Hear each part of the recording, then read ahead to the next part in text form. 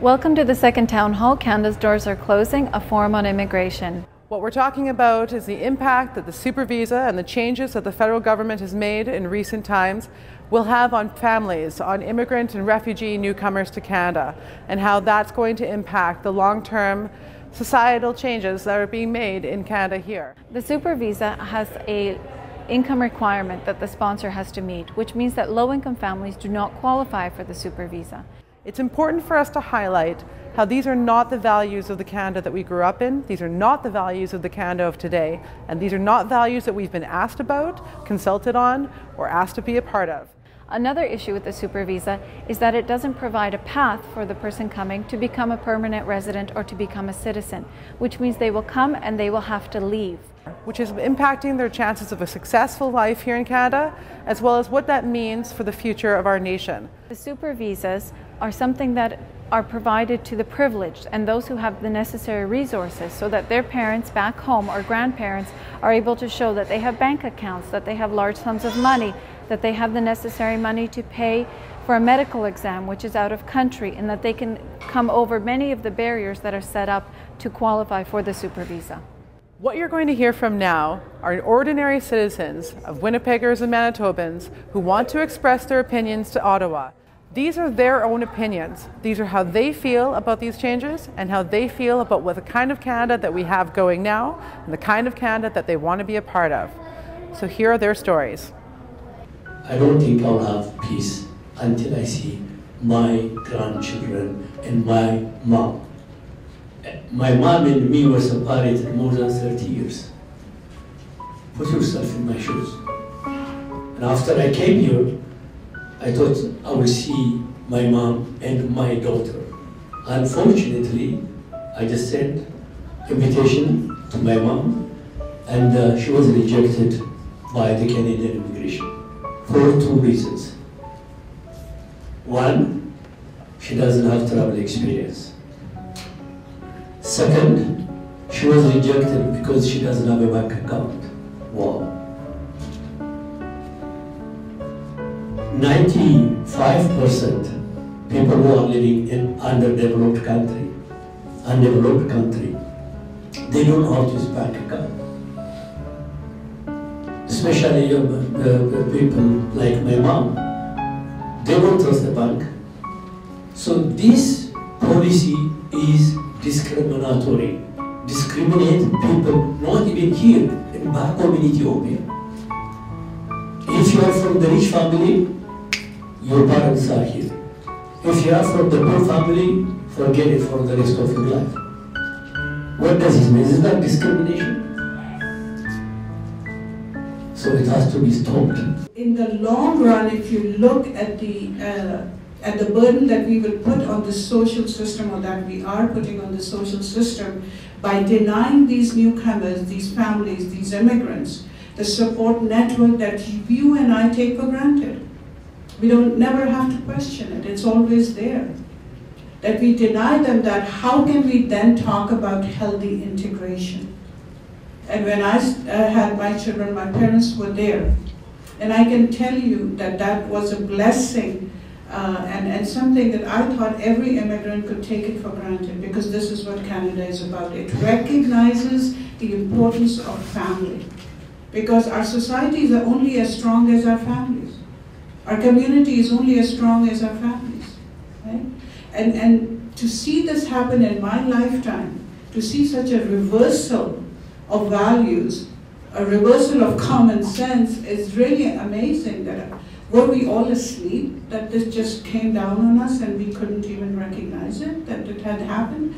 They talk about the super visa, but do you know how much it charges people to actually apply, and how many of them can actually afford it to do that? And I think if we are really serious about this, we need to frame this struggle in a human rights issue.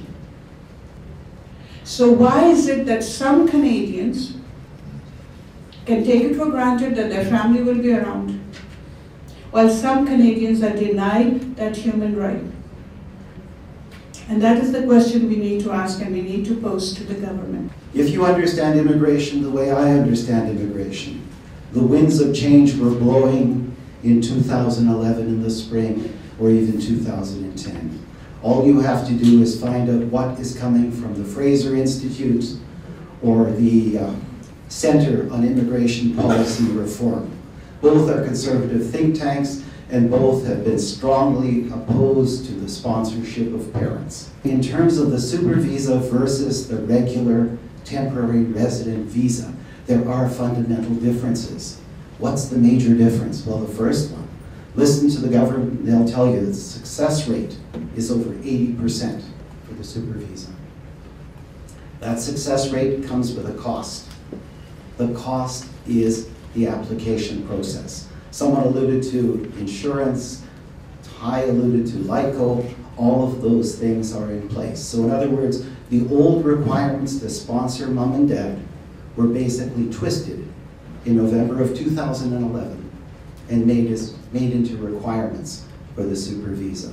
Again, as a columnist, I don't let Minister Kenney ever forget things that he said. Just before the election of 2011, it was he who spoke about capping the number of parents and grandparents coming into the country at 11,000. When his Liberal and NDP opponents brought it to his attention, he said they were misunderstanding or misconstruing or just twisting things to make the PCs look bad. So then came the election, and Mr. Harper was returned with a majority government. And lo and behold, in November, what we had? A suspension, the sponsorship of parents for 2 years. It's coming up in November. And the introduction of the super visa, both at the same time.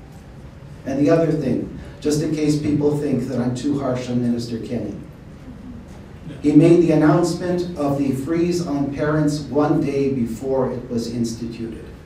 Why did he do it? Because, you know, the way we are, chances are we're going to try and slip mom under the door before the freeze comes down. The government has been reducing the number of family sponsorships over. The government has also been making it harder and harder for many immigrants to sponsor their parents and grandparents.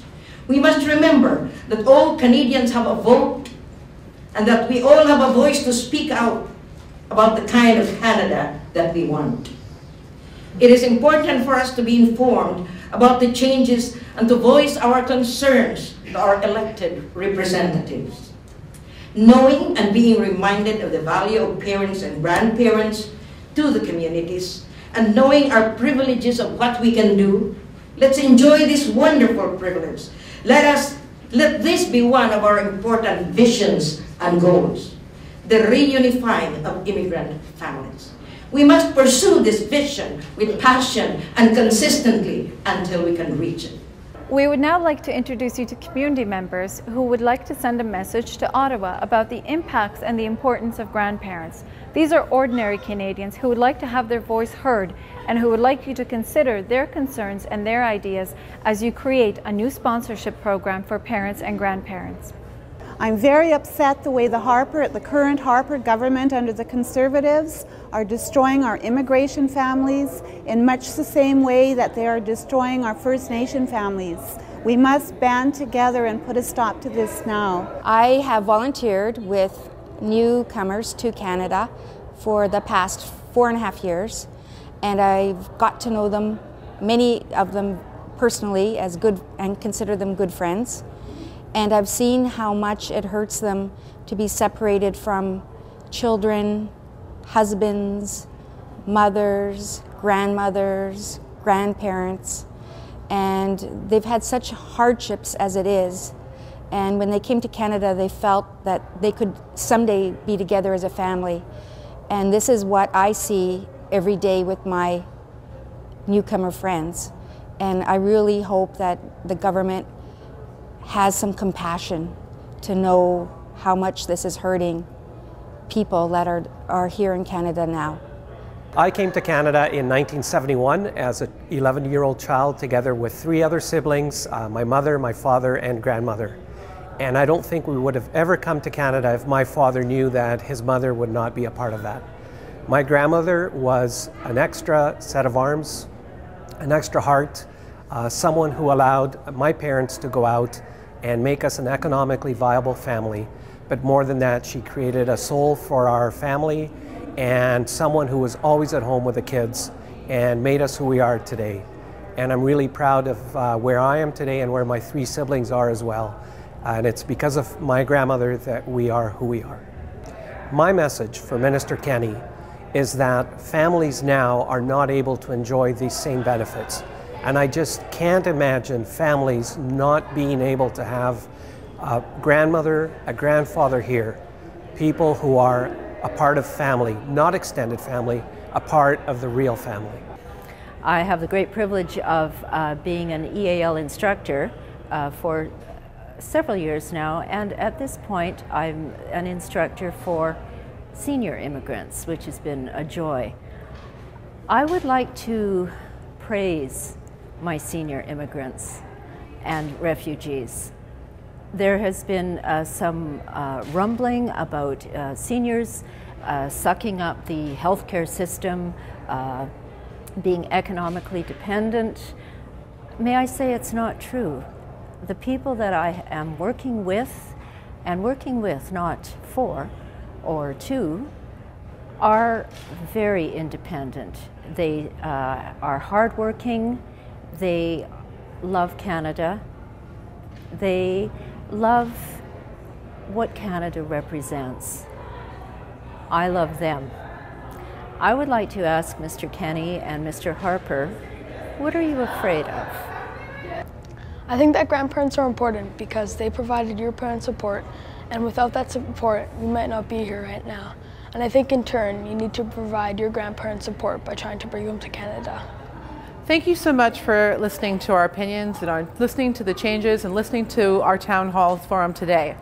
It's been important for us to have a chance for dialogue and for people to share their concerns about these issues, as well as their opinions on what they can do and what we can do as a country to impact these changes in the future. What's important for us in Immigration Matters in Canada is for these forums and these kind of town hall forums to allow people to have a dialogue, to allow them to have a voice, and to allow them to hear more about these changes. As we don't feel that these changes have been readily available, the information is not being disseminated in a fair and just manner with a time for people to be able to really understand what the impacts will be. As we move forward, we continue to look at different issues, and all of the many different reasons that we want to look at these issues will be expressed in future town hall forums as well as future events run by our coalition.